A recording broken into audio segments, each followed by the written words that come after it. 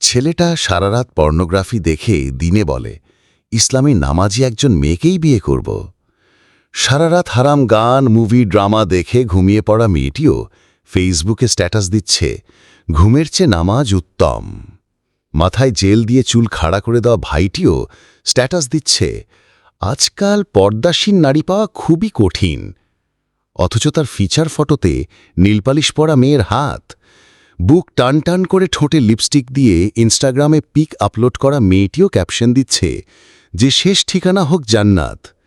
মাথায় বাঁধাকপির মতো হিজাব পরা মেয়েটিও কড়া লাল লিপস্টিক দিয়ে ছবি আপলোড করে বলছে, আল্লাহর হুকুম ছাড়া গাছের পাতা নড়ে না। সুদখোর চাচাটাও মসজিদে গিয়ে নামাজ পড়তে পড়তে কপালে বেহেশতের চিহ্ন অঙ্কিত করে ফেলেছে। অথচ হাদিসে আছে, অবৈধ উপার্জন দ্বারা গঠিত শরীরের রক্ত মাংস দোজখে যাবে। বাড়ির কাছেই মসজিদ, নামাজ পড়তেই যায় না, আবার ফেসবুকে স্ট্যাটাস দিচ্ছে, আমি একদিন মক্কা মদিনা যাব। আসলে আমরা অনেকেই সভ্য, কিন্তু সভ্যতার মুখোশের আড়ালে আমাদের মাঝে আরেকটি রূপ বাস করছে, যেটি আমি কিংবা আপনি। আল্লাহুম্মা গফিরলি।